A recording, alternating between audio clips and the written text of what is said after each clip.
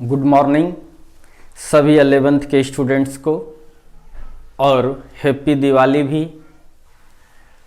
समय के अभाव के कारण हम लोग को इस दिवाली जैसे फेस्टिवल पर भी क्लास करना पड़ रहा है और कल हम लोगों ने motion in a straight line का ही नेक्स्ट लेक्चर को अपलोड किया था और आप लोग पढ़े भी होंगे। लेकिन आपसे कमिटमेंट जो किए थे कि छुट्टी जो होगा इसमें यूनिट डायमेंशंस का जो रेस्ट पार्ट बचा हुआ है उसको आगे बढ़ाएंगे, उसी को अब कंटिन्यू करेंगे। आज से जो जहाँ तक हो गया था यूनिट एंड डायमेंशन, उसके बाद का लेक्चर आज से स्टार्ट हो रहा है। तो कुछ बच्चे अगर पीछे का लेक्चर नहीं देख के डायरेक्ट आज का ही देखोगे तो उसे समझ में नहीं आएगा, इसलिए उसे कंटिन्यू करिए। फाइल प्लेलिस्ट में जाइए और यूनिट और डायमेंशन का आपको एक फाइल मिलेगा, उस फाइल में सभी वीडियो मौजूद है, बिल्कुल प्राइवेट नहीं है, आप देख सकते हैं, उसको कोई भी देख सकता है। तो आप वहाँ से जाके ज़रूर देखें और शुरुआती दौर से एक एक क्लास को करते हुए आगे बढ़ें। बाकी जो कंप्लीट कर लिया था वो यहाँ से अपने आप को फिर से अपडेट करें।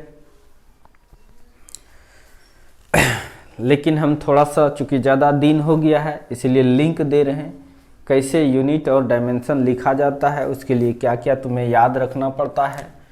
आंसर है तुमको याद रखना पड़ेगा क्या, फंडामेंटल क्वांटिटी, जिसको हम लोग हिंदी में बोलते हैं मूल राशि, मतलब मूल भौतिक राशि। फिर इसका यूनिट होता है, इसको बोलते हैं हम लोग फंडामेंटल यूनिट, और फिर इसका डायमेंशनल फार्मूला होता है, डायमेंशनल फार्मूला। तो फंडामेंटल ज़्यादा नहीं है, इसको हम लोग बोलते हैं मूल राशि या मूल भौतिक राशि। इसी को हम लोग मूल मात्रक कहते हैं, मूल मात्रक और विमीय सूत्र, विमीय सूत्र। तो ये 7 है, इस 7 को आपको एकदम याद करना पड़ेगा, तभी आप यूनिट और डायमेंशन लिख पाओगे, अदरवाइज नहीं लिख पाओगे। जैसे आपको ABCD नहीं आता है तो कोई भी लेटर लिखना आपके लिए मुश्किल हो जाएगा। उसी टाइप से अगर फंडामेंटल क्वांटिटी, फंडामेंटल यूनिट और फंडामेंटल क्वांटिटी का डायमेंशनल फार्मूला आपको नहीं आता है, नहीं याद किए हैं आप, तो किसी का भी यूनिट और डायमेंशन आप नहीं लिख पाओगे। यह वारंटी नहीं, ये गारंटी है। तो चलिए, इसी बात पर लाइट आ गया है।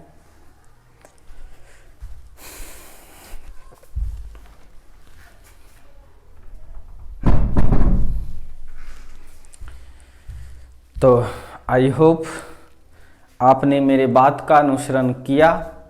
हम ऐसा मान रहे हैं कि आपको ये सब याद है, नहीं तो सबसे पहले आप ये याद कीजिए, नहीं तो पढ़िएगा जो वो बिल्कुल बकवास होगा। और एक बात का हम आपको इंडिकेट कर देते हैं, एक बात कि टीचर का काम है बेस्ट क्वांटिटी, मतलब मटेरियल जो है, कंटेंट जो है बेस्ट दें और उसे बेस्ट वे में समझाएं, ताकि स्टूडेंट्स को याद रखने में कोई प्रॉब्लम नहीं हो। अब स्टूडेंट्स पर डिपेंड करता है कि वो कितना मेहनत करता है, समझाना टीचर पर डिपेंड करता है, बेस्ट क्वालिटी देना ये टीचर पर डिपेंड करता है, जिसमें हम अव्वल हैं। हम बहुत अच्छा बेस्ट क्वांटिटी यानी मटेरियल भी बेस्ट प्रोवाइड कर रहे हैं और बेस्ट तरीके से आपको समझा भी रहे हैं। जो आपका काम है, आपका काम है कितना आप मेहनत करके उस चीज़ों को याद रख लेते हो, ये आपका काम है। जितना ज़्यादा आप याद रखिएगा उतना ज़्यादा आपकी नॉलेज बढ़ेगी और साथ ही साथ उतना अच्छा रिजल्ट भी होगा। और अगर आप जितना हम बता रहे हैं सारा कर लेते हो तो मेडिकल और इंजीनियरिंग का एग्ज़ाम देंगे या कोई भी एग्ज़ाम +2 लेवल का जो फिजिक्स का होगा वो आपसे आराम से निकल जाएगा। ठीक है, चलिए याद करना है। पहला चीज होता है मास, जिसका हिंदी होता है द्रव्यमान, और दूसरा होता है लेंथ, जिसका हिंदी होता है लंबाई, और तीसरा होता है आपका टाइम, हिंदी होता है इसका समय, और चौथा है आपका टेम्परेचर, टेम्परेचर हिंदी होता है तापमान, और पांचवा आपका होता है electric current, electric current Hindi होता है विद्युत धारा, और छठा होता है लिख देते हैं विद्युत धारा, छठा होता है लुमिनियस इंटेंसिटी, हिंदी इसका होता है ज्योति तीव्रता, ज्योति तीव्रता। ये सब चीज़ पीछे ही पढ़ा दिए हैं इन डिटेल्स में, सबके बारे में समझाए हैं। सातवां होता है अमाउंट ऑफ सब्सटेंस, मतलब होता है पदार्थ की मात्रा। आई होप आपको ये सब समझ में आ गया होगा। यूनिट मास का किलोग्राम, लंबाई का मीटर, टाइम का सेकेंड, टेम्परेचर का केल्विन, इलेक्ट्रिक करंट का एम्पियर, लुमिनस इंटेंसिटी का कैंडिला, सीटी से दिखाते हैं, अमाउंट ऑफ सब्सटेंस का मोल MOL। अब इसका डायमेंशंस जो होता है, मास का पहला लेटर M, यही इसका डायमेंशनल फार्मूला है। लेंथ का पहला लेटर L, ये इसका डायमेंशनल फार्मूला है। T का पहला लेटर, टाइम का पहला letter T, it is the dimensional formula. बस 1 2 3 का याद रखना है, बाकी जो यूनिट है वही डायमेंशन है। जैसे इसका यूनिट केल्विन है तो यही इसका डायमेंशन भी होता है, इसका यूनिट एम्पियर है यही इसका डायमेंशन भी होता है, इसका यूनिट कैंडिला है तो यही इसका डायमेंशन भी होता है, और इसका यूनिट मोल है तो इसका डायमेंशन भी मोल ही होता है। लेकिन इस चीज़ को और भी लिख सकते हैं, केवल n से भी दिखा सकते हैं। इसी चीज़ को और भी लिख सकते हैं, केवल c से भी दिखा सकते हैं।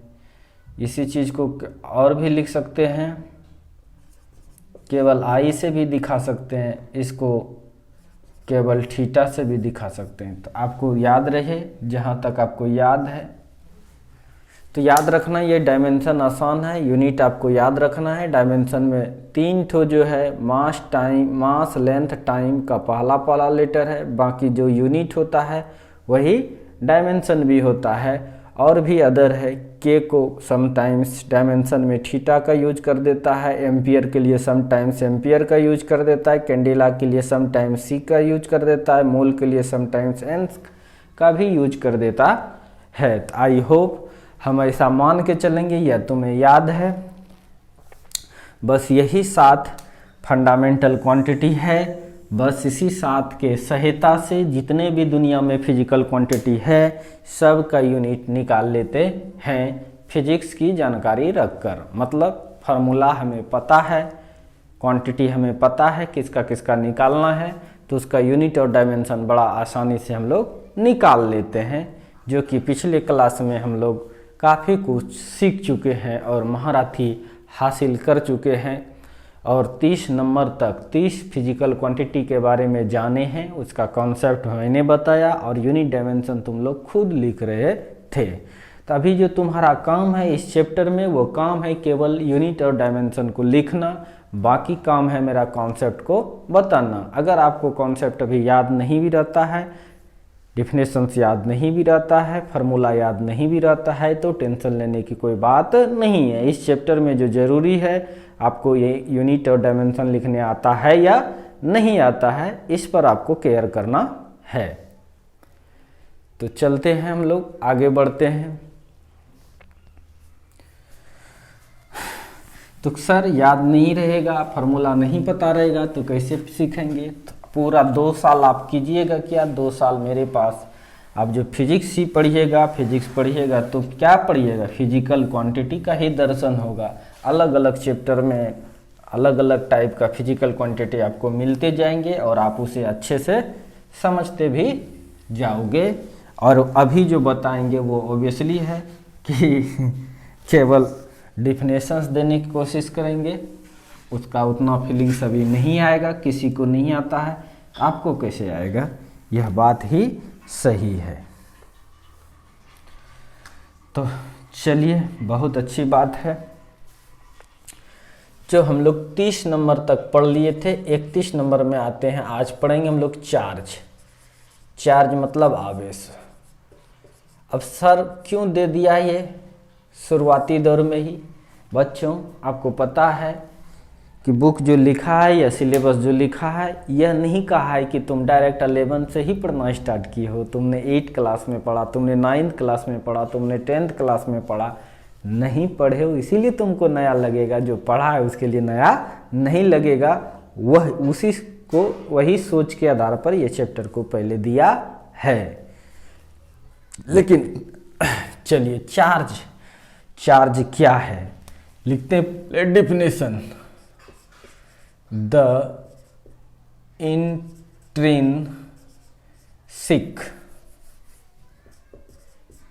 Intrinsic property of matter fundamental particle by virtue of which it can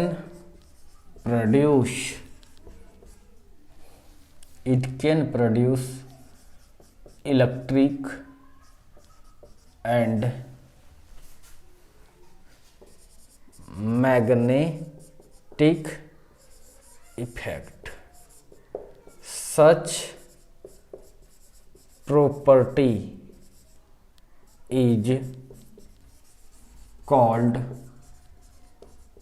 charge. It is denoted by capital Q और स्मॉल q। किसी पदार्थ के मूल कण के वह आंतरिक गुण जिस गुण के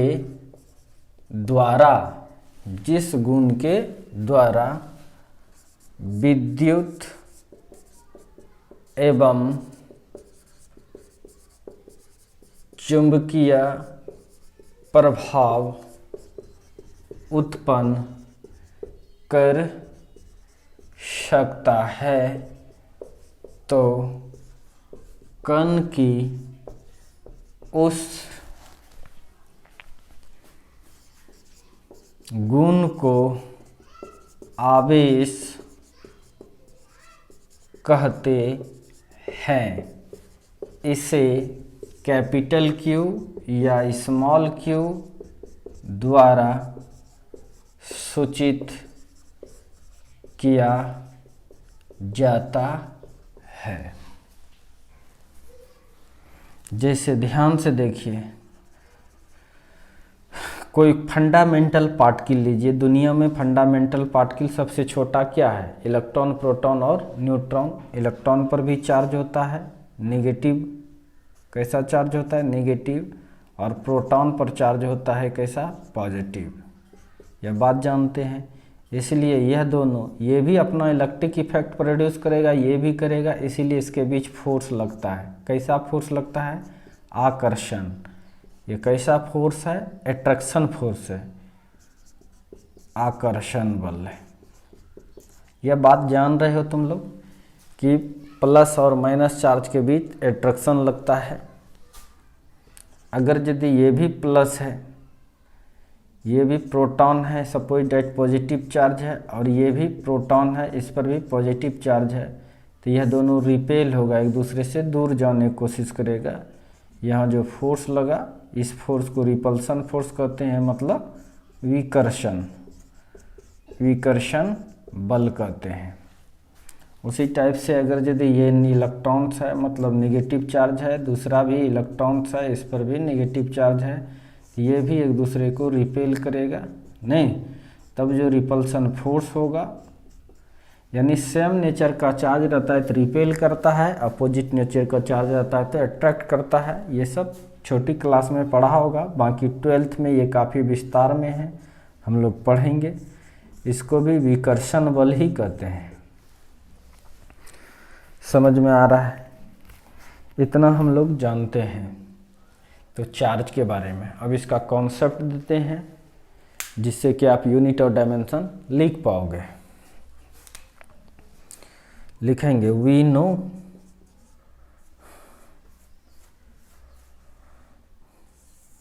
जैसे आपको पता है, कोई अगर तार है, मानो ये एक तार है, इसको एक बैटरी से जोड़ दिया, ओबियसली इसमें करंट पास होगा, तो करंट पास होता है इधर, तो चार्ज जो पास होता है इस डायरेक्शन में होता है। तो चूंकि जानते हैं हम लोग current is equal to charge by time, तो इस तरह से हम लोग को चार्ज इज इक्वल टू, हम लोग फार्मूला सीख सकते हैं, ये होता है, ये याद रखना है। चार्ज का फार्मूला, यानी चार्ज जो है ये इधर मूव करता है। अगर इलेक्ट्रिक करंट इधर जा रहा है तो चार्ज इधर मूव करता है, वो भी नेगेटिव चार्ज होता है। मिटा दूं इसको।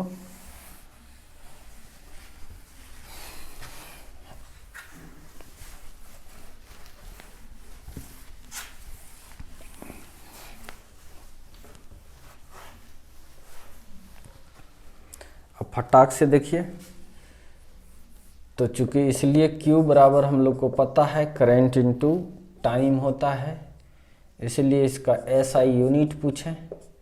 SI यूनिट करंट का एम्पियर, टाइम का सेकेंड। इसी चीज को कूलम्ब ने दिया था। कूलम्ब साइंटिस्ट है, एम्पियर भी साइंटिस्ट है। इस चीज का सिंबल होता है C।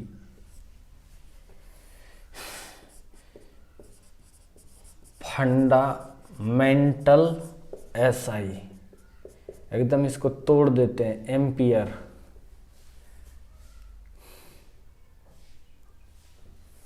ये फंडामेंटल हो गया, ये हो गया। चलो लिख देते हैं यहाँ पर SI यूनिट। तो ऑब्वियसली है डायमेंशनल फार्मूला, आप लिख सकते हैं। मास नहीं है, लंबाई नहीं है, टाइम एक पीस है, और करंट मतलब एम्पियर, ये भी एक पीस है। तो ये क्यों लिखे हैं? तब नहीं है तो नहीं भी लिख सकते हैं, इसको सीधा TA भी लिख सकते हैं, तो कोई दिक्कत नहीं है। ये 0 मतलब 1 होता है, ये 0 मतलब 1 होता है। दे भी सकते हो, जो चीज़ नहीं है इसलिए लिखता है कहीं कहीं MLT तो रहता ही रहता है। अगर नहीं है L तो 0 दे दिए, नहीं है M तो ये। आप पीछे से देखिएगा तो आपको समझ में सब आएगा। अब नया चीज़ देखिए, कोई भी चार्ज अगर रखते हैं तो वो एक फील्ड क्रिएट करता है, क्षेत्र, उसको बोलते हैं इलेक्ट्रिक फील्ड। तो हम लोग देखते हैं इलेक्ट्रिक फील्ड मतलब विद्युत क्षेत्र किसको कहते हैं, इस चीज पर अब हम लोग फोकस करेंगे। The effect around a charge up to which force of attraction or repulsion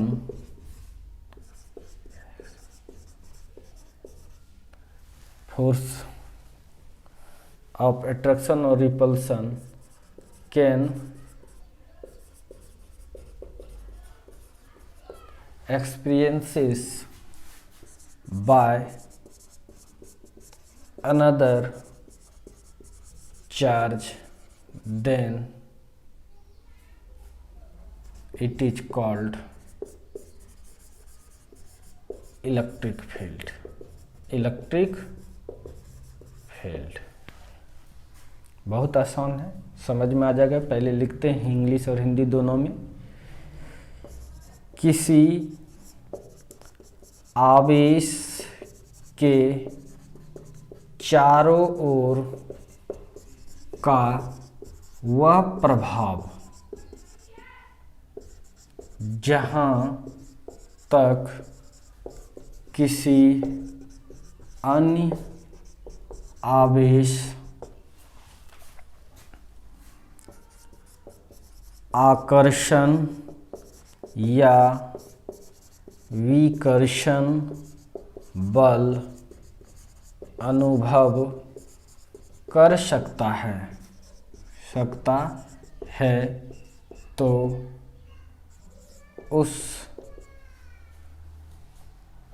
उसे ही विद्युत क्षेत्र कहते हैं। विद्युत क्षेत्र कहते हैं। अब समझना है, ध्यान से देखिए। सपोज डैट ये कोई चार्ज है, तो ऑब्वियसली है कि दूसरा चार्ज को रखेंगे, धक्का मारेगा या खींचेगा, डिपेंड करेगा कैसा चार्ज है। और दूर करेंगे, फोर्स घटेगा, जैसे जैसे दूर करेंगे घटते जाएगा, कहीं ना कहीं तो जीरो हो जाएगा। जहाँ जीरो हो जाएगा वो चारों ओर का जगह जो होगा, ये इफेक्ट, कुछ ना कुछ इफेक्ट है, तो यही कहलाता है विद्युत क्षेत्र। यहाँ पर अगर यदि दूसरा चार्ज रखे, मानो Q0 रखे हैं, यहाँ पर भी रखोगे तो फोर्स का अनुभव करेगा हर जगह चारों तरफ। इसलिए ये जो है, ये चारों ओर का जो प्रभाव है, यही है आपका इलेक्ट्रिक फील्ड। ये चारों ओर का प्रभाव जो है, इसी को क्या बोलते हैं हम लोग? Electric field. मतलब होता है इसका विद्युत क्षेत्र। विद्युत क्षेत्र छोटा चार्ज रहेगा तो प्रभाव क्षेत्र कम होगा, यानी इलेक्ट्रिक फील्ड कम होगा। बड़ा चार्ज रहेगा, प्रभाव क्षेत्र ज़्यादा होगा, मतलब इलेक्ट्रिक फील्ड ज़्यादा होगा। हर एक चीज़ का अपना अपना क्षेत्र होता है, इलाका होता है। जैसे किसी बदमाश का क्षेत्र होता है, नहीं, छोटा बदमाश होगा छोटा क्षेत्र होगा, बड़ा बदमाश होगा तो बड़ा क्षेत्र होगा। ठीक है, किसी लाइट को जलाइए, जो छोटा बल्ब है छोटा क्षेत्र, बड़ा बल्ब होगा बड़ा क्षेत्र। समझ में आ रहा है कि नहीं? उसी टाइप से चार्ज का भी एक क्षेत्र होता है। चार्ज का ही नाम है इलेक्ट्रिक, यानी इलेक्ट्रिक का भी एक क्षेत्र होता है, उसी को हम लोग इलेक्ट्रिक फील्ड कहते हैं। कैसे पता करते हैं? दूसरा चार्ज को रख के देखते हैं, अगर उस पर फोर्स लग गया, अट्रैक्शन या रिपल्सन का, आकर्षण या विकर्षण का, तो इसका मतलब वो इलेक्ट्रिक फील्ड में है। तो समझ में आ गया। अब इसका फॉर्मूला, तो आई होप आप पॉज कर करके भी लिख सकते हैं। जैसे हम मिटा दिए, आप थोड़ा बैक जाइए, पॉज कीजिए और लिख लीजिए, इसको भी लिख लीजिए। अब समझना है, ये जो इलेक्ट्रिक फील्ड है, इलेक्ट्रिक फील्ड, इलेक्ट्रिक को ही हम लोग बोलते हैं चार्ज। क्या बोलते हैं इसको? चार्ज। चार्ज का जो फील्ड है, मतलब इलेक्ट्रिक फील्ड जो है, ये क्या है? एक प्रभाव है। समझ में आ रहा है कि नहीं? ये प्रभाव है, कि दूसरे चार्ज पर कितना फोर्स लगा सकता है या नहीं। इसके स्ट्रेंथ, इसका स्ट्रेंथ मतलब ताकत, जिसको प्रबलता कह सकते हैं, को हम लोग दो चीज में बताते हैं। एक होता है, इसको बोलते हैं इलेक्ट्रिक फील्ड इंटेंसिटी। सब 12th में काफ़ी इंटरेस्टिंग के साथ पढ़ेंगे। और दूसरा इसको कहते हैं इलेक्ट्रिक फील्ड पोटेंशियल। इसी चीज को यानी विद्युत क्षेत्र विभव और इसको विद्युत क्षेत्र तीव्रता, इस चीज को केवल इलेक्ट्रिक फील्ड भी बोल देता है, जिसको हम लोग विद्युत क्षेत्र समझते हैं। और इसको केवल इलेक्ट्रिक पोटेंशियल बोल देता है, इलेक्ट्रिक पोटेंशियल बोल देता है, जिसको हम लोग विद्युत विभव कहते हैं, भी कह देते हैं। तो यानी इलेक्ट्रिक फील्ड को अगर बोलता है, पूछता है, तो इसलिए इसका मतलब वो इलेक्ट्रिक फील्ड इंटेंसिटी की बातें कर रहा है।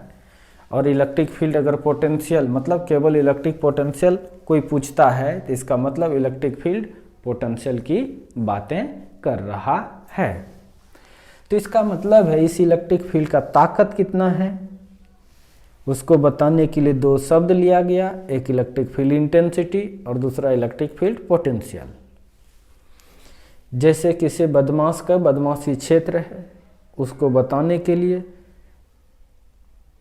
कितना पावरफुल है उसका बदमाशी का क्षेत्र। जहां तक लोग उसका नाम सुनकर डरेगा, वो उसके बदमाशी का क्षेत्र कहलाएगा। जहां तक उसका नाम सुनकर चारों ओर लोग डरेगा, वो उसका बदमाशी का क्षेत्र कहलाएगा। अब कैसे जानेंगे उसका क्षेत्र पावरफुल है या कमजोर है? तो देख लेंगे भाई, एक साल में कितना मर्डर किया, कितना किडनैपिंग किया। ज़्यादा मर्डर किया होगा तो ज़्यादा पावरफुल बदमाशी क्षेत्र होगा उसका, ज़्यादा किडनैपिंग भी किया होगा तो फिर भी ज़्यादा बदमाशी क्षेत्र होगा। अच्छी बात है। तो उसी टाइप से किसी बदमाश के स्ट्रेंथ को बताने के लिए मर्डर और किडनैपिंग का शब्द चूज किए हम लोग। उसी टाइप से इलेक्ट्रिक फील्ड की ताकत को बताने के लिए दो शब्द यूज किया गया, इलेक्ट्रिक फील्ड इंटेंसिटी और इलेक्ट्रिक फील्ड पोटेंशियल। जैसे मर्डर और किडनैपिंग एक चीज़ नहीं है, उसी टाइप से इलेक्ट्रिक फील्ड इंटेंसिटी और इलेक्ट्रिक फील्ड पोटेंशियल एक नहीं है। लेकिन अगर इलेक्ट्रिक फील्ड इंटेंसिटी ज़्यादा है, इसका मतलब इलेक्ट्रिक फील्ड का स्ट्रेंथ ज़्यादा है। अगर इलेक्ट्रिक फील्ड पोटेंशियल ज़्यादा है, तो इसका मतलब समझो इलेक्ट्रिक फील्ड का स्ट्रेंथ ज़्यादा है। जैसे किसी ने मर्डर ज़्यादा किया है, इसका मतलब बदमाशी का स्ट्रेंथ ज़्यादा है। अगर किसी ने ज़्यादा किडनैपिंग किया है, तो इससे भी पता चलता है कि उसका बदमाशी का स्ट्रेंथ ज़्यादा है। तो अच्छी बात है। तो हम लोग देखेंगे अब इलेक्ट्रिक फील्ड इंटेंसिटी किसको कहते हैं, फिर देखेंगे इलेक्ट्रिक फील्ड पोटेंशियल किसको कहते हैं, और इसका मेनली हमको यूनिट पढ़ना है। क्या पढ़ना है हमको? यूनिट और डायमेंशन।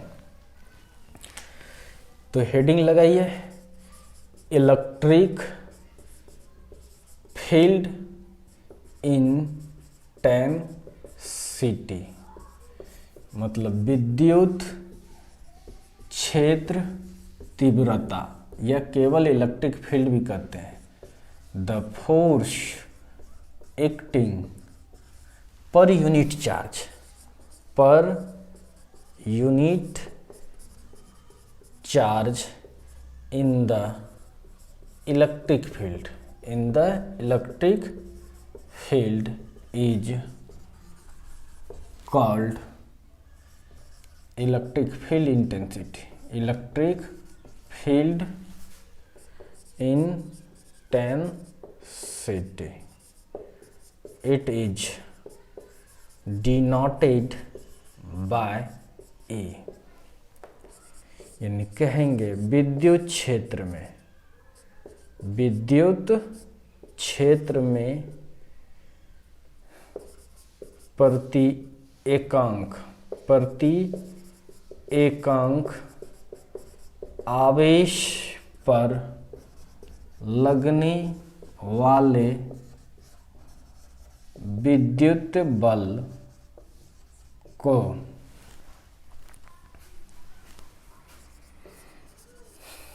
विद्युत क्षेत्र तीव्रता कहते हैं। इसे ई द्वारा सूचित किया जाता है, सूचित किया जाता है। तो ध्यान से देखिए, सपोज डेट ये कोई चार्ज है तो ये ओबियसली है अपना एक प्रभाव क्रिएट करेगा। इस प्रभाव में अगर यदि कोई चार्ज को रखे, यूनिट चार्ज जिसका मान 1 हो, इसको यूनिट चार्ज कर रहे हैं, तो इसका मतलब है ये प्लस चार्ज है, ये भी प्लस को धक्का मारेगा। इसको धक्का मारा, जो धक्का मारा वही इलेक्ट्रिक फील्ड है, यानी कितना धक्का मारा, कितना फोर्स लगाया पर यूनिट चार्ज पर, ये इलेक्ट्रिक फील्ड है। इंटेंसिटी है, इसका मतलब इलेक्ट्रिक फील्ड इंटेंसिटी का फार्मूला आपका हो गया फोर्स बाय चार्ज। अब जब फार्मूला पता है तो यूनिट और डायमेंशन आप लोग निकाल ही सकते हैं। यूनिट मतलब एसआई यूनिट, एसआई यूनिट की बात करें तो फोर्स का यूनिट होगा, आपको पता है न्यूटन है, चार्ज का होता है कूलम, और एक यूनिट और भी होता है इसका वोल्ट पर मीटर।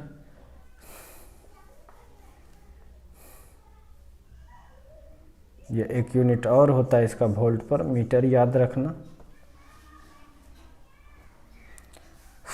या छोड़ो अभी, इसको कल क्या कहते हैं, न्यूटन पर कूलम या न्यूटन कूलम इनवर्स।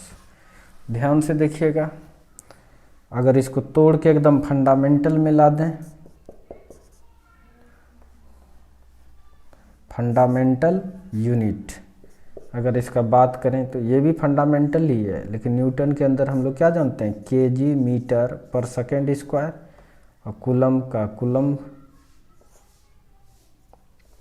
को भी तोड़ सकते हैं। कूलम के लिए अभी तुरंत सीखे, एम्पियर सेकेंड, तो सेकेंड पर -1 आ जाएगा,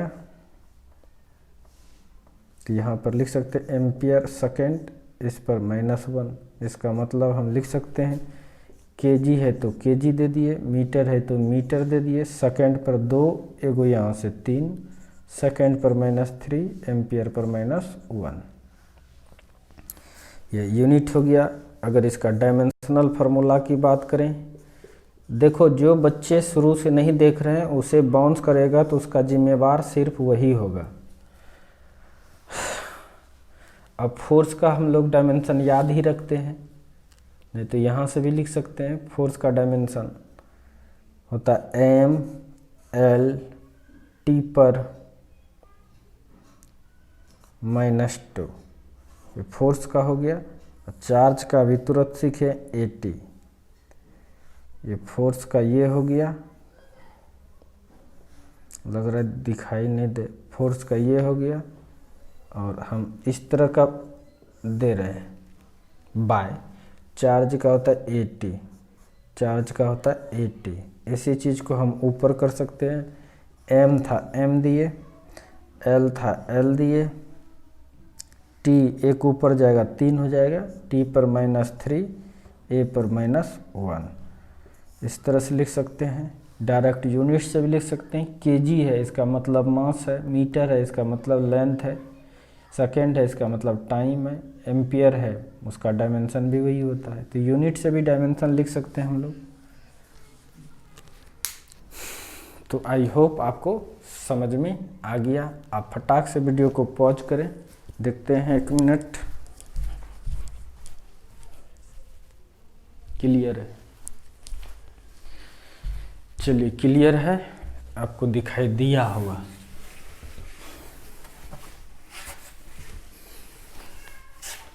अब हम लोग इलेक्ट्रिक पोटेंशियल पर चलते हैं।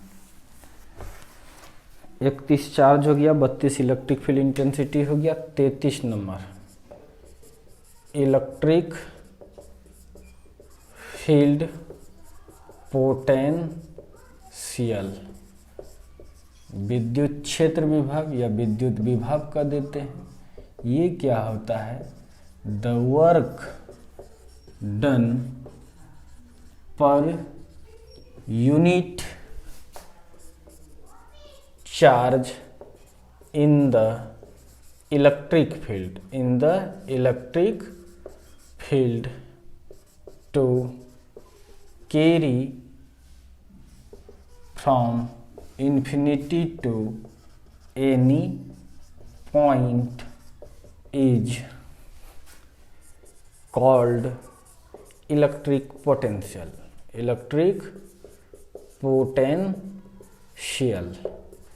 It is denoted by V, capital V.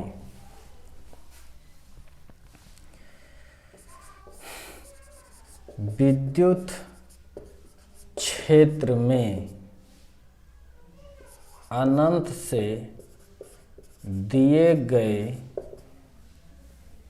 अनंत से किसी बिंदु तक, अनंत से किसी बिंदु तक प्रति एकांक आवेश को लाने में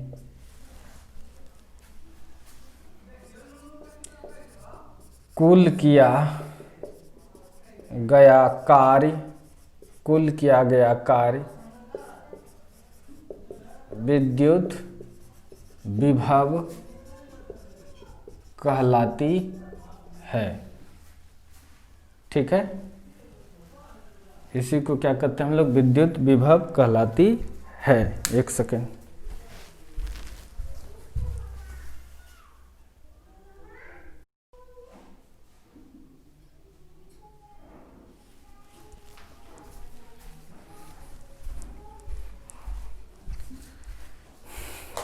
चलिए, कहलाती है, इसे भी द्वारा सूचित किया जाता है, सूचित किया जाता है। तो चलिए, तो ऑब्वियसली है, जैसे देखिए कोई भी चार्ज है, सपोज दैट, इसका मतलब ये इलाका क्रिएट करेगा।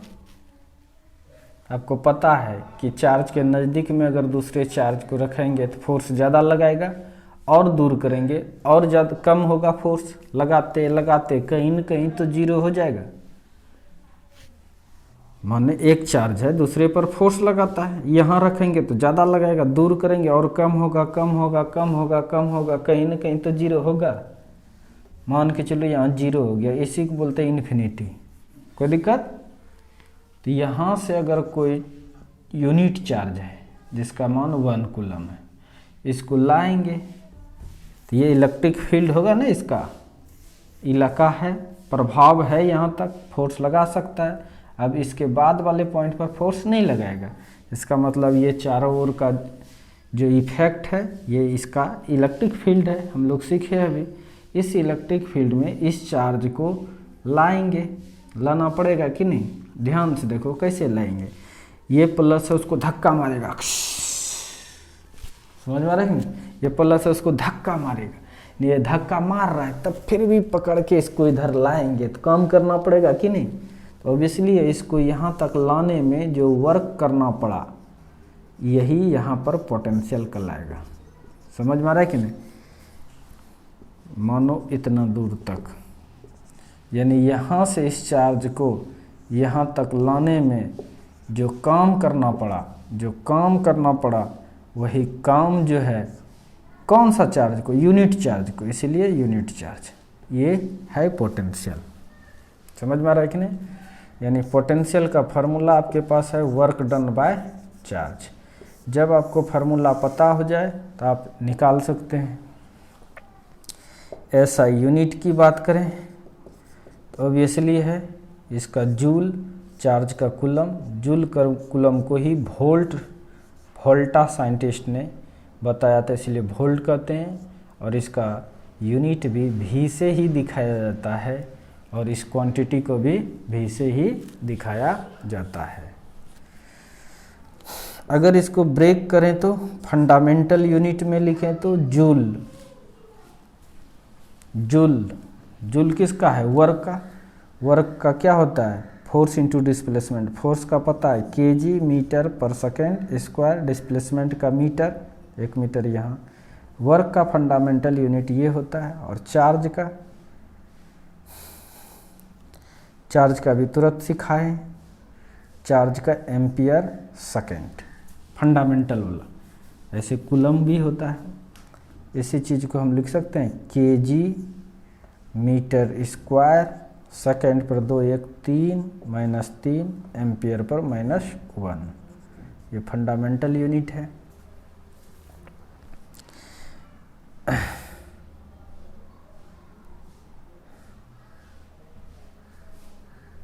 चलो डायमेंशन यहाँ लिखते हैं। डायमेंशनल फार्मूला लिखें। फार्मूला देखिए, वर्क का हम लोग को पता है डायमेंशन, अभी तुरंत यूज किए थे।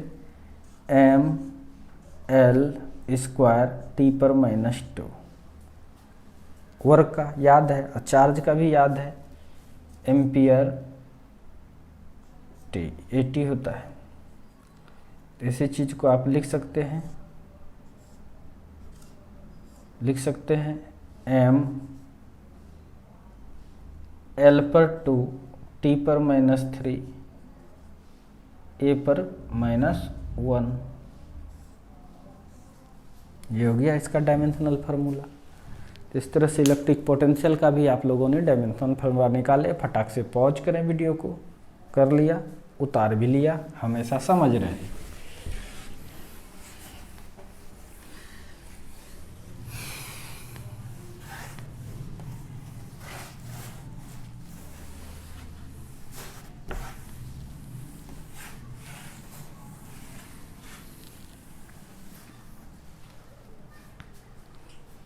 तो चलिए, अच्छी बात है। अब हम लोग का आते हैं, अब हम लोग रजिस्टेंस। रजिस्टेंस मतलब होता है प्रतिरोध। ये प्रतिरोध भी क्या है, ध्यान से देखिए। एक्चुअल में होता क्या है, जैसे कोई तार है, इसको किसी बैटरी से जोड़ दिए, भी वोल्ट की बैटरी है, तो इसलिए इसमें करंट फ्लो होगा ही, और इधर से करंट निकलेगा। ऐसे चलता है करंट, पता है आप लोग को। तो करंट जो चलेगा, इसका मतलब एक चार्ज चलता है अपोजिट डायरेक्शन में, इलेक्ट्रॉन तो चलेगा, तो विरोध होगा ना कुछ। तो जितना ये विरोध करेगा कंडक्टर, करंट जैसे फ्लो होता है तो उसका विरोध करता है, उसी विरोध को हम लोग क्या कहते हैं, प्रतिरोध। समझ में आ रहा है कि नहीं? जैसे कोई पाइप में पानी चलेगा तो कुछ ना कुछ तो विरोध होगा, उसी विरोध को कहते हैं हम लोग प्रतिरोध। पानी का प्रतिरोध हुआ वो, लेकिन हम लोग चार्ज का प्रतिरोध पढ़ेंगे। देखिए, the property of conductor by virtue of which it can opposes,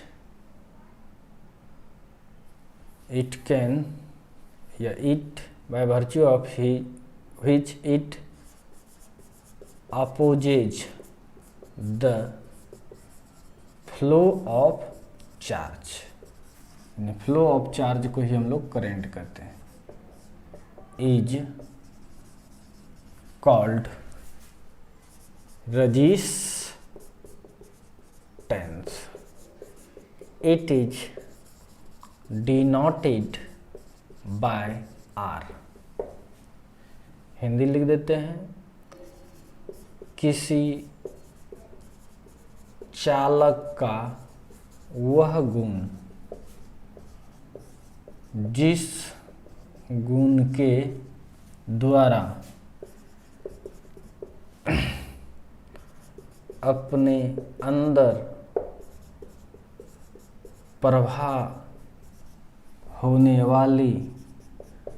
होने वाली आवेश, मतलब इसी को हम लोग बोलेंगे धारा, का विरोध करती है तो उस गुण को ही चालक का प्रतिरोध कहते हैं। समझ में आ गया? इसे R द्वारा सूचित किया जाता है। अच्छी बात है बाबू। तो अब चलिए देखिए, बाय ओम्स लॉ, ओम के नियम से, ओम ने क्या कहा है? V directly proportional to I। सब जानता है वोल्टेज बढ़ाएंगे तो ऑब्वियसली है करंट भी ज़्यादा जाएगा, जाएगा ही नहीं जाएगा हैं? ज़्यादा वोल्टेज बढ़ाएंगे तो ज़्यादा करंट फ्लो होगा। अरे वोल्टेज ज़्यादा देते हैं, बल्ब ज़्यादा रोशनी किया ना, करंट ज़्यादा फ्लो होता है। तो यही प्रोपोर्शनल का साइन हटाने के बाद कोई ना कोई R डालते हैं। यही ओम्स लॉ, ये सब जानता है। जिसे कुछ भी नहीं आता है तो ये ज़रूर उसको पता रहता है। इस तरह से इसीलिए यहाँ पे R बराबर क्या हो जाएगा? V/I, यानी प्रतिरोध का यही फार्मूला होता है। अब तुम्हें फार्मूला पता चल गया। आई होप आपने इसे लिख लिया होगा। फटाफट लिख लीजिए। अब हम यूनिट भी लिख देते हैं इधर। तो चलिए, इसका SI यूनिट अगर लिखें, इसका होता है वोल्ट पर एम्पियर, इसी को बोलते हैं ओम। ओम साइंटिस्ट ने इस पर ज़्यादा शोध किया था, इसीलिए ओम कहते हैं। वोल्ट पर एम्पियर को हम लोग क्या कहते हैं? ओम। इसको अगर फंडामेंटल में तोड़ें तो वोल्ट को क्या कहते हैं हम लोग? V बराबर इतना बाई Q। A है तो A दे दिए, कोई दिक्कत? बताइए, ये फार्मूला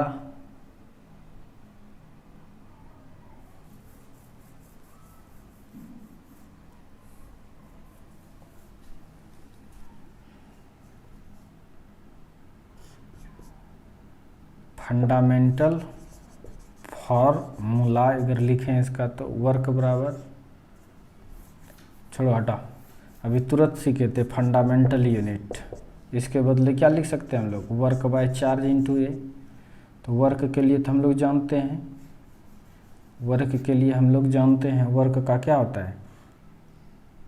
kg मीटर स्क्वायर पर सेकंड स्क्वायर वर्क बाय नीचे चार्ज का एम्पियर सेकंड, फिर एगो एम्पियर ये है, यानी वोल्टेज का इतना बड़ा होता है। नहीं, इसको तोड़ के लिख सकते हैं। kg है तो kg, मीटर स्क्वायर तो मीटर स्क्वायर, सेकंड पर 2 1 3, सेकंड पर -3, 1 1 2, ऊपर जाएगा तो एम्पियर पर -2। तो ये इसका फंडामेंटल यूनिट है। इसी चीज़ को हम लोग वोल्ट पर एम्पियर या ओम भी कह सकते हैं, कोई दिक्कत? अब डायमेंशन, तो डायमेंशन अभी तुरंत सीखे हैं। वोल्ट का और करंट का भी पता है, तुरंत निकाल लीजिएगा या यहाँ से लिख लीजिए। kg है तो क्या हो जाएगा? मास। लंबाई है तो क्या हो जाएगा? मीटर। टाइम है तो क्या हो जाएगा? -3। एम्पियर का एम्पियर ही होगा। यूनिट से भी डायमेंशन लिख सकते हैं, या इसका पुट करो फिर इसका पुट करो, यही आएगा। आई होप आपको समझ में आ गया। बाकी आपको ये करने आना चाहिए, वोल्टेज को तोड़ के आप यूनिट भी लिख सकते हैं, डायमेंशन भी लिख सकते हैं। डायरेक्ट इसका याद है रख देंगे, फिर इसका है नहीं याद है फार्मूला पर तोड़ेंगे और तोड़ेंगे और तोड़ेंगे, फंडामेंटल पर ला देंगे।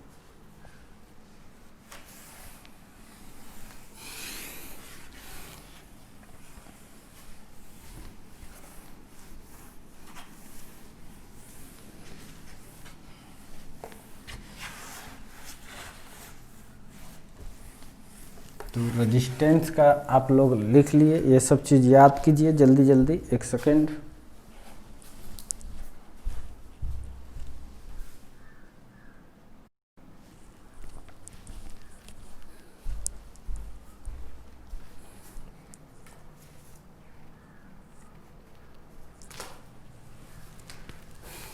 अब हम लोग 35 नंबर चलते हैं, नंबरिंग इधर उधर हो सकता है। इलेक्ट्रिक फ्लक्स, विद्युत flux.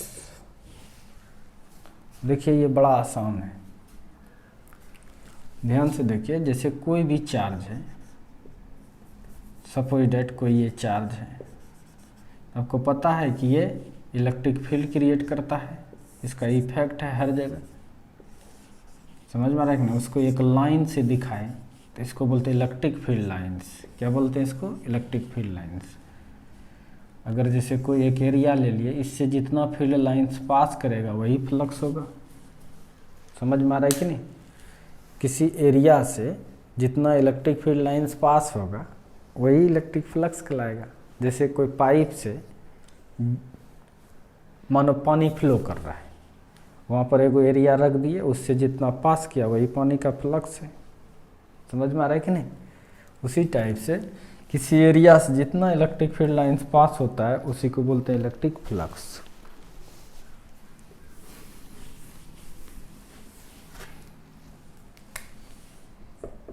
The total electric field lines passes through the surface area is called electric flux. It is denoted by phi। किसी सतह से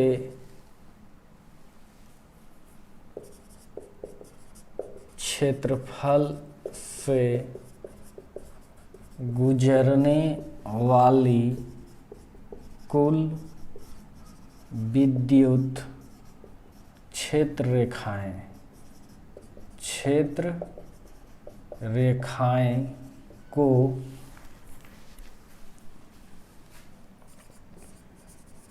विद्युत फ्लक्स कहते हैं। इसे फाई द्वारा सूचित किया जाता है। हमारे प्यारे बच्चों, तो ध्यान से देखिए, ये जो फाई होता है वो कितना ज़्यादा इलेक्ट्रिक फील्ड है रहेगा, फील्ड तबे ना घुसेगा एरिया से और कितना एरिया है, बड़ा एरिया रहेगा तो बड़ा ज़्यादा फील्ड जाएगा, छोटा एरिया रहेगा तो कम फील्ड, समझ में आ रहा है कि नहीं। ज़्यादा इलेक्ट्रिक फील्ड रहेगा तो फिर भी डिपेंड करेगा, फ्लक्स इलेक्ट्रिक फील्ड और एरिया दोनों डिपेंड करेगा।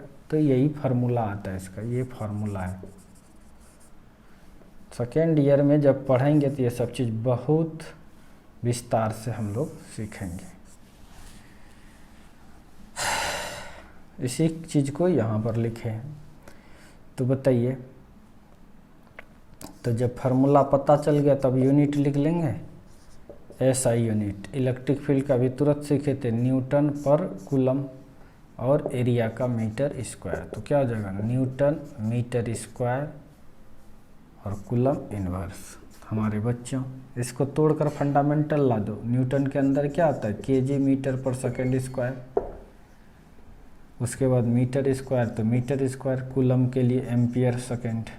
सजा लो इसको, केजी था, केजी दिए, 2 1 3 मीटर, तो 3 मीटर सेकेंड एक घट जाएगा।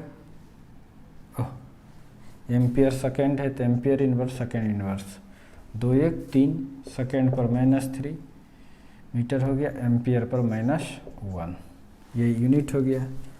अगर आपको डायमेंशनल फार्मूला चाहिए, इलेक्ट्रिक फील्ड का भी तुरंत निकाल लेते हैं, इलेक्ट्रिक फील्ड का भी तुरंत निकाल लेते हैं।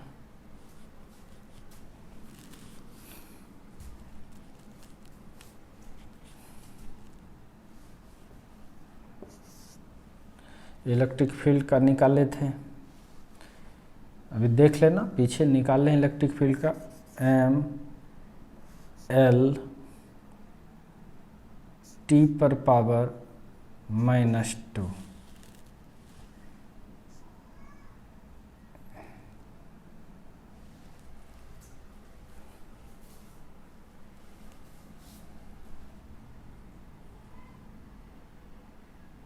और चार्ज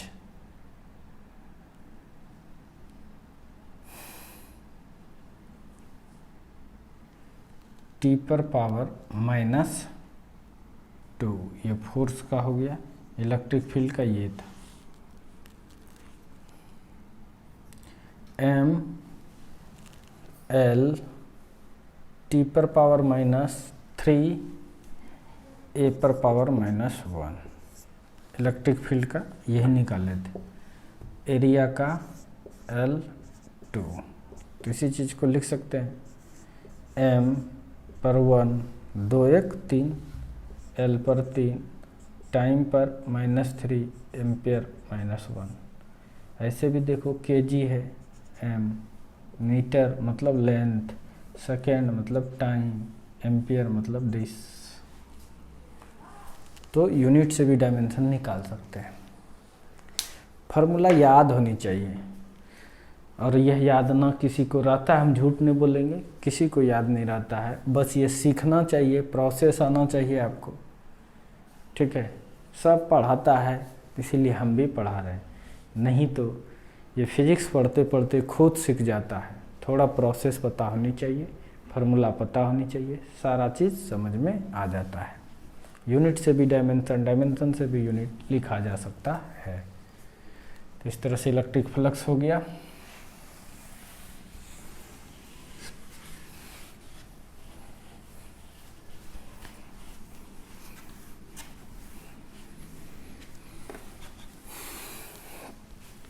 पैंतीस नंबर हो गया है, 35 नंबर हो गया है।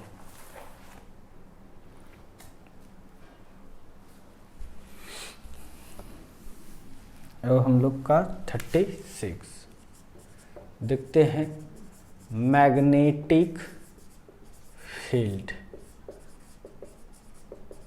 चुंबकीय क्षेत्र, ये क्या है? बस जैसे इलेक्ट्रिक का फील्ड होता है उसी टाइप से देख लेते हैं भाई। एक बार कैमरा चल रहा है कि नहीं चल रहा है।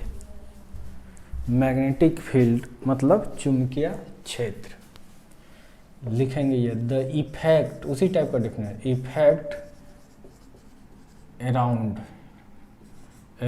Of a magnet, of a magnet up to which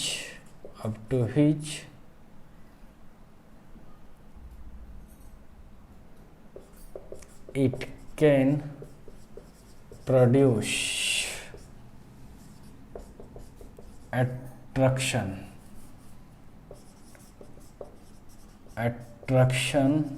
or repulsion force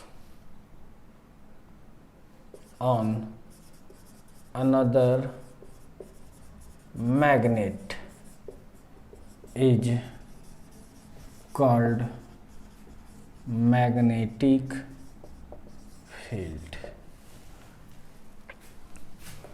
It is denoted by B. किसी चुंबक के चारों ओर का वह प्रभाव, किसी चुंबक के चारों ओर का वह प्रभाव जहाँ तक किसी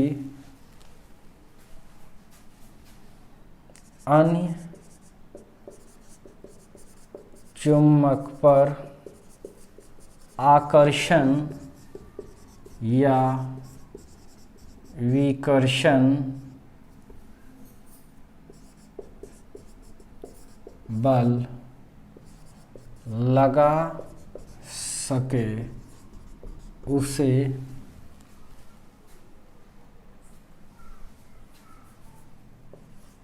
उस प्रभाव क्षेत्र को चुंबकीय क्षेत्र कहते हैं। चुंबकीय क्षेत्र कहते हैं। इसे बी द्वारा सूचित किया जाता है। सूचित किया जाता है।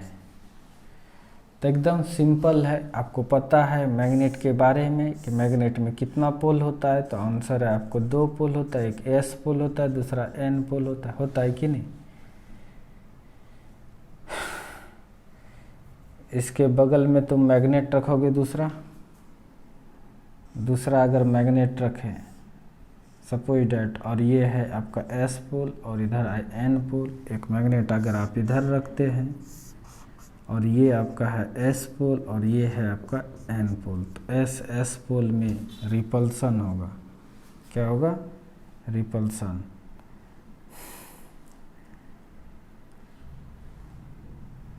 तो इसको ऐसे मिलाएंगे तो ये वाला इधर धक्का मारेगा तो ये भी मारेगा, रिपल्सन होगा। तो अगर एन एस है तो अट्रैक्शन होगा, ये भी खींचेगा और ये भी खींचेगा। ये रिपल्सन फोर्स है।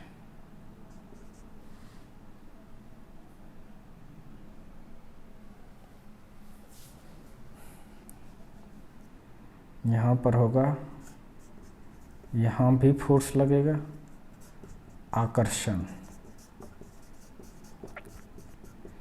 यहाँ जो फोर्स लगता है वो रिपल्सन मतलब विकर्षण। तो ऑब्वियसली है इसका भी प्रभाव है, उसी प्रभाव कारण से फोर्स लगता है। आंसर है कि इसका भी प्रभाव है, इधर से निकलता है, इस तरह से प्रभाव क्षेत्र है इसका, फील्ड लाइन्स निकलता है।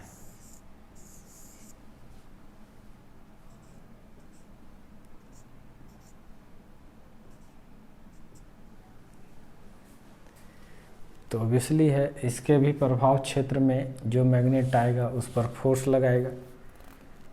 उसी को हम लोग क्या कहते हैं? इलेक्ट्रिक फील्ड कहते हैं, मैग्नेटिक फील्ड कहते हैं।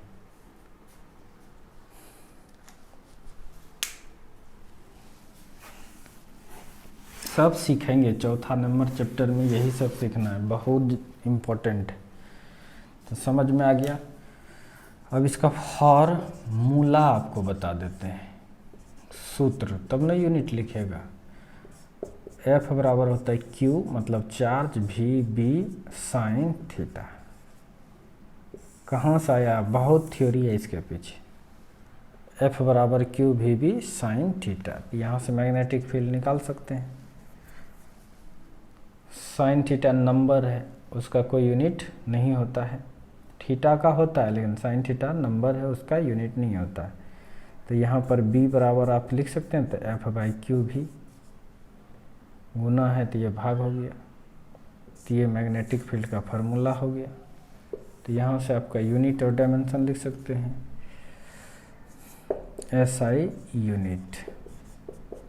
फोर्स का जानते हैं न्यूटन, चार्ज का कूलम्ब,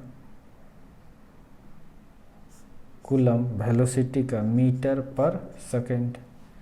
तो न्यूटन, कूलम इन्वर्स ऊपर चला गया, मीटर इन्वर्स, सेकेंड खुद ही ऊपर जाएगा, सेकेंड खुद ही ऊपर जाएगा। इसी चीज़ को बोलते हैं टेस्ला। इसी चीज़ को क्या बोलते हैं? टेस्ला, साइंटिस्ट टेस्ला ने दिया है। समझ में आ रहा है कि नहीं? इसी को फंडामेंटल में भी तोड़ सकते हैं।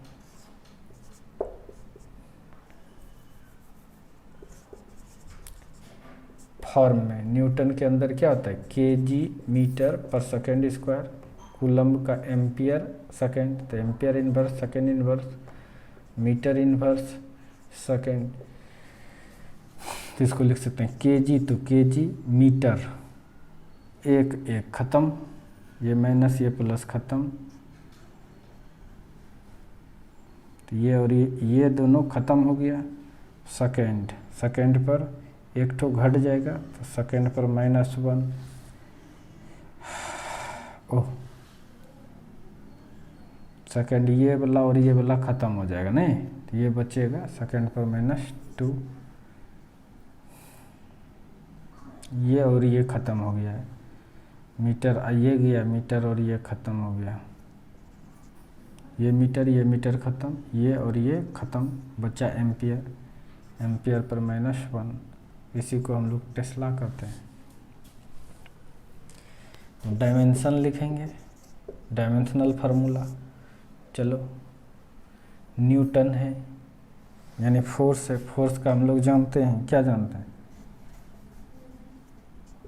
फोर्स का लिख देंगे mL T पर -2, जो याद बोले थे करने के लिए, याद है सबको, हम ऐसा मान के चल रहे हैं। चार्ज का हम लोग को पता है AT, वेलोसिटी का पता है हमको मीटर पर सेकेंड, LT-1, बस इसको सीधा कर देना है।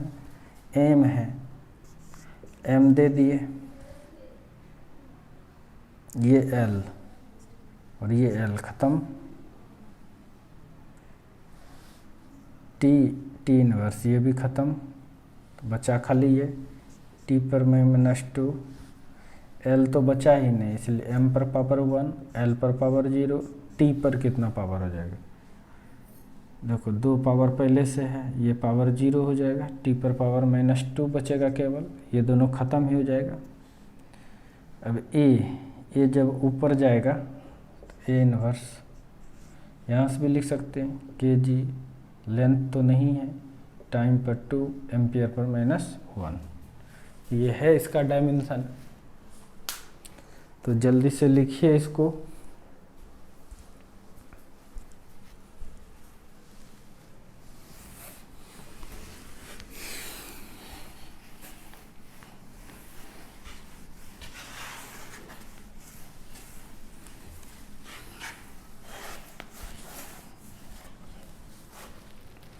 अब मैग्नेटिक फ्लक्स, मैग्नेटिक फ्लक्स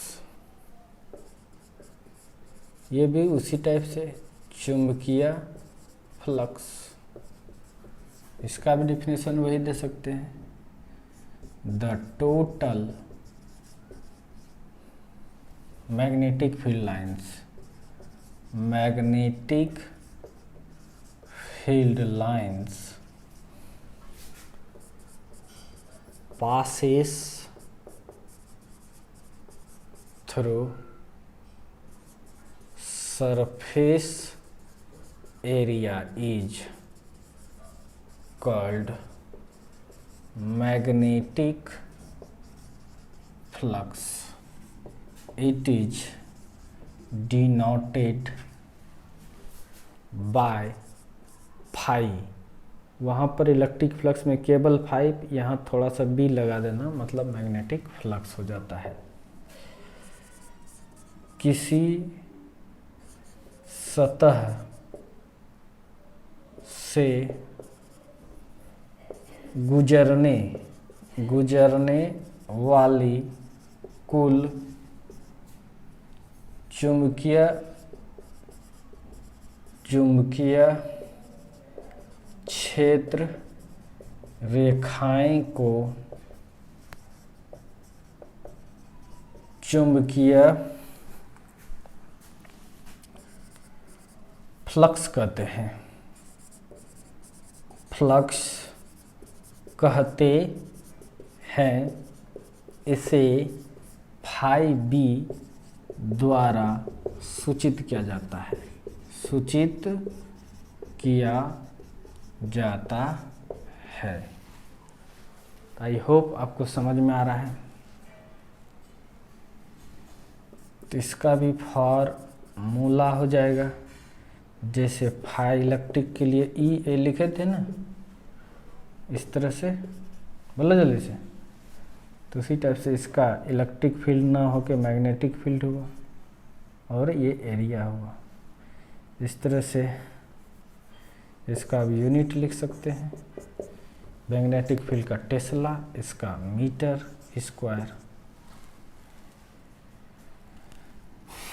क्या लिखेंगे इसको? Tesla metre square. और अभी तुरंत आपने देखा था टेस्ला को ध्यान से देखिए, क्योंकि आपको पता था F बराबर इसी फार्मूला से निकाले थे, तो B बराबर आपने लिखा था F/Q भी, फोर्स का kg metre per second square, charge का ampere second, ampere inverse second inverse, तो 3 हो जाएगा ये वेलोसिटी का, मीटर पर सेकेंड, सेकेंड एक ठो ऊपर चला जाएगा तो ये होगा, और मीटर कैंसिल हो जाएगा। तो ये था आपका फंडामेंटल यूनिट टेस्ला का। और फिर आ गया मीटर स्क्वायर, टेस्ला के लिए ये हो गया, मीटर स्क्वायर ये हो गया। तो इस चीज़ को आप लिख सकते हैं kg मीटर स्क्वायर सेकेंड पर -2 एम्पियर पर -1। इसी का ये फंडामेंटल हो गया। ये ऑल आर सेम, सब एक है, सब एक है। डायमेंशन लिखना है, फार्मूला डायमेंशन फार्मूला। आप अगर फंडामेंटल बेसिक यूनिट पर आ गए यहाँ से भी लिख सकते हैं, या तो आपको याद होगा मैग्नेटिक फील्ड का आपको बताए थे। मैग्नेटिक फील्ड का आपका है,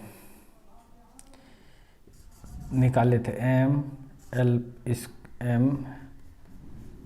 नहीं था, L पर पावर 0, T पर पावर -2, A पर पावर -1, ये था। एरिया का L स्क्वायर हो जाएगा। इसी चीज़ को लिख सकते हैं आप, M L पर पावर 2, T पर -2, A पर -1। देखो kg था तो मास आ गया, मतलब मीटर है मतलब लेंथ का स्क्वायर, टाइम है सेकेंड है टाइम का स्क्वायर, और एम्पियर इन्वर्स है तो एम्पियर का स्क्वायर। तो एकदम आसान सब है। आई होप आपको समझ में आ रहा है।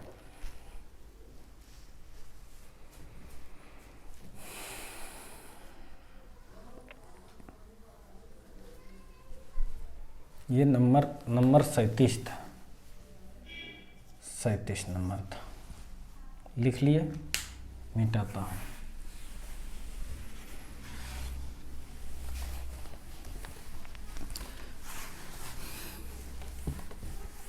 चलिए अब 38 नंबर आते हैं हम लोग।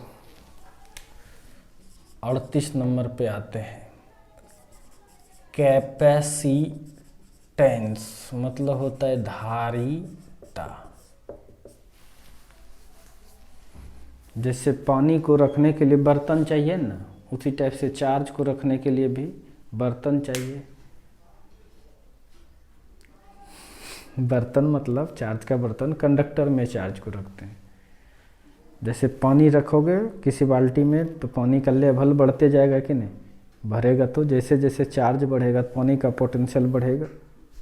बोलो, जैसे ये बर्तन रख दिए सपोर्टेड और इसमें पानी डालने लगे तो पोटेंशियल इसका बढ़ा कि नहीं।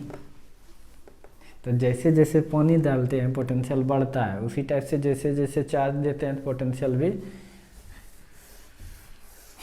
बढ़ता है।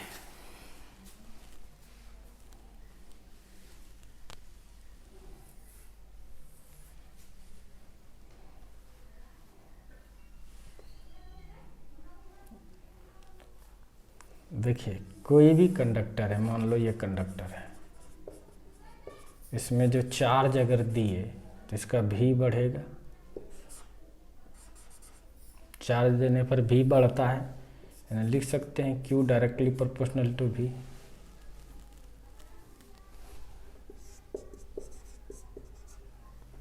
बोलो जल्दी से, चार्ज जैसे जैसे दोगे तो भी बढ़ेगा कि नहीं, इसलिए प्रोपोर्शनल का जब साइन हटता है तो कोई ना कोई कांस्टेंट, वही कांस्टेंट होता है C। तो यहाँ पर C बराबर लिख सकते हैं तब क्या, Q/V।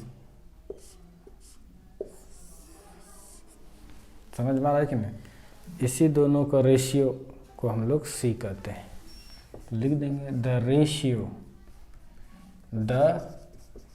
Ratio of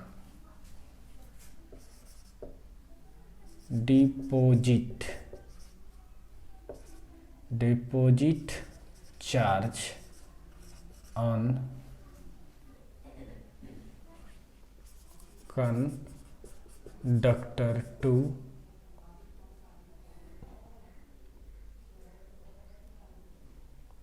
its potential is called capacitance. It is denoted by C.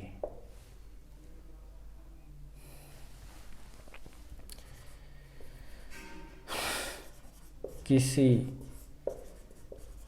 चालक पर जमा किया गया आवेश एवं इसके कारण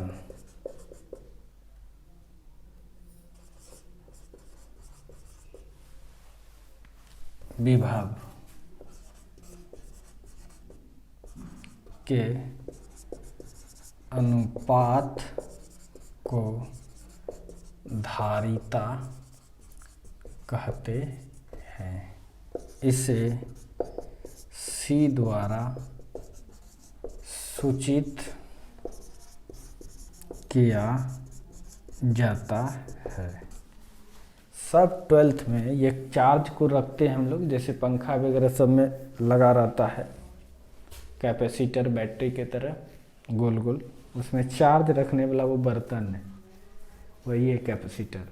जब ज़रूरी पड़ेगा बस अचानक चार्ज दे सकता है। जैसे हम लोग पानी को रखने के लिए बर्तन, बाल्टी भी इस्तेमाल करते हैं, टीन भी इस्तेमाल करते हैं, टीन जिसमें सरसों तेल आता है। बाल्टी का पानी क्या हो सकता है, तुरंत उड़ल सकते हैं, लेकिन टीन से पानी छोटा छेद है, जल्दी से नहीं उजलेगा।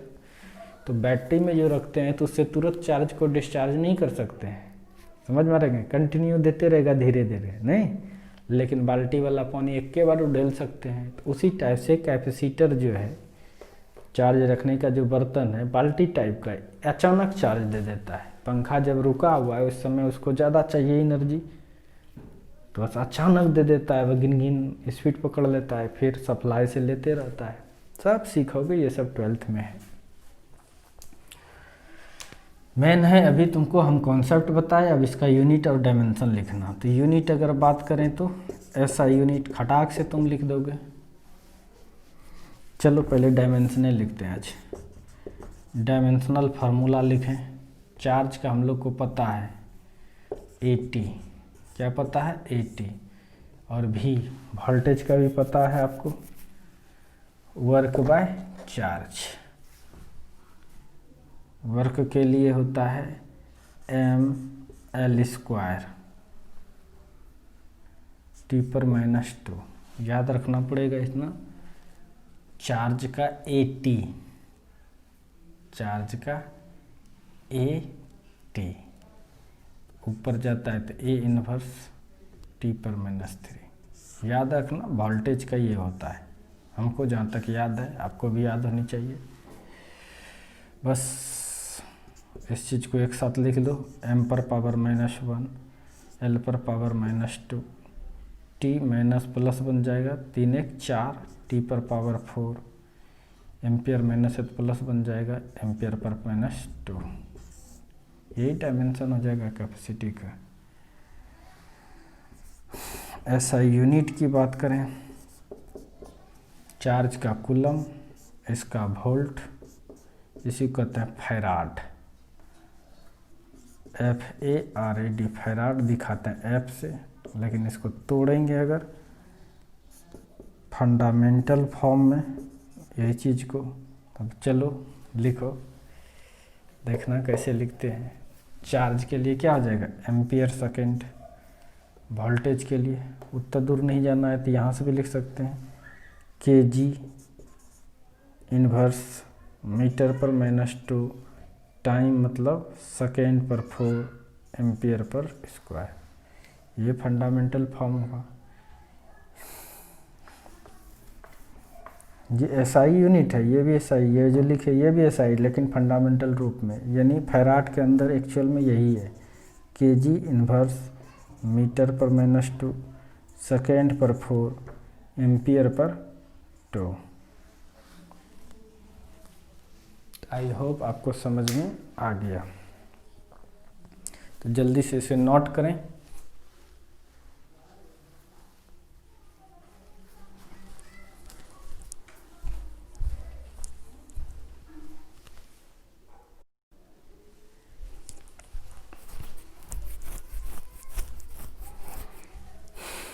चलिए देखिए, स्पेस फुल हो गया था। चलिए एक लास्ट आज इतना ही रहने दें। 39 नंबर, पोल स्ट्रेंथ मतलब होता है ध्रुव प्रबलता। What is pole strength? चलिए सब जाते हैं। देखिए जैसे ये मैग्नेट है, कोई भी मैग्नेट है आपका, मैग्नेट में पोल होता है, आपको एस पोल होता है और नॉर्थ पोल होता है। देखिए ध्रुव प्रबलता कहते किसको है? The capacity to apply force by pole of a magnet is called pole strength. It is denoted by small m. किसी चुंबक के ध्रुव के द्वारा बल आरोपित करने की क्षमता को ध्रुव प्रबलता कहते हैं। इसे m द्वारा सूचित किया जाता है। तो चलिए भाई, कि कोई चुंबक हो गया, इसके ध्रुव के द्वारा, इसमें 2 ध्रुव है, एक पोल नॉर्थ दूसरा पोल साउथ, द्वारा बल आरोपित करने का जो क्षमता है, अगर ज़्यादा फोर्स लगा रहा है दूसरे मैग्नेट पर, इसका मतलब पोल स्ट्रेंथ ज़्यादा है। अगर कम फोर्स लगा रहा है दूसरे मैग्नेट पर, पोल स्ट्रेंथ कम है, को ध्रुव प्रबलता कहते हैं। इसे m द्वारा सूचित किया जाता है। यह लेंथ है, L से दिखाते हैं। जानते हैं मैग्नेट में भी करंट पास होता है इस तरह से, गोल गोल सर्किट पूरा कर लेता है अपने अंदर ही करंट। इसीलिए इसका जो पोल स्ट्रेंथ है को m से दिखाते हैं। ये होता है करंट इनटू लेंथ, यानी धारा गुने लंबाई। m बराबर IA। इसका यूनिट अगर लिखें तो I का एम्पियर,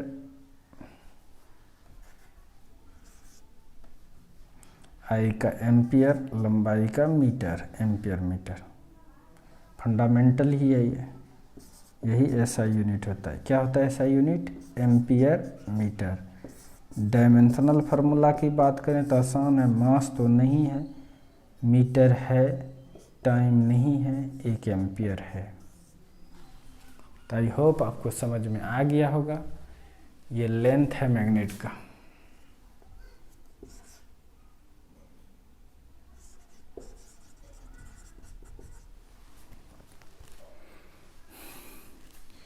यही है north pole strength. North pole strength इधर रहेगा तो कहेंगे साउथ पोल स्ट्रेंथ। तो ये पोल स्ट्रेंथ डिपेंड करता है आई और एल। तो आई होप आपको समझ में आ गया होगा। बेस्ट ऑफ लक, फिर मिलते हैं हम लोग कल। Thank you, bye bye. पढ़ते रहिए। आपका केवल काम है, फार्मूला मेरा काम है बता देना, और आपका काम है यूनिट और डायमेंशन लिखना, और कोई काम नहीं है इस चैप्टर में आपका। ये सब चीज़ फिजिक्स जब हम लोग पढ़ेंगे तो अपने आप आएगा, इसलिए घबराने की बात नहीं है। नॉट ए रट्टाफिकेशन, याद करके आप बहुत ज़्यादा तेज नहीं हो सकते हैं, ये सब नहीं। एक एक चैप्टर है, जब चैप्टर पढ़िएगा तो ये सब एकदम बच्चा ऐसा नज़र आएगा, लगेगा कि ये सब मजाक चल रहा था पहले। Thank you.